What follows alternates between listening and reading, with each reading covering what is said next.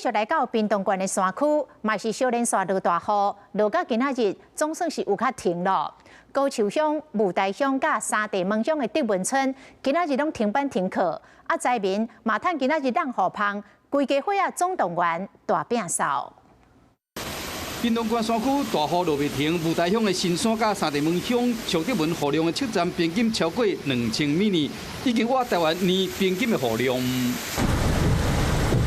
因为大雨一直落，山区的路拢变成水路，落水一直冲。目前是在这个三德哨上方，大概三德哨上方500公尺处，有大量的泥沙冲下来。赛车上山落山都要爱注意路面，还个预防这落水。上去的路况怎么样？其实目前现在等它开挖嘛，就开始要可以通了。灾区出动怪手甲电信的工程车，希望讲赶紧恢复民众的日常。另外一个重灾区之一的是高树乡昨捌阴到卡岛附近，意外咱看到这个水一直为山顶冲落来。水拢对后山遐落来，规工这规个拢是。规个拢淹起来。我定这定，你看可能嘛有入水。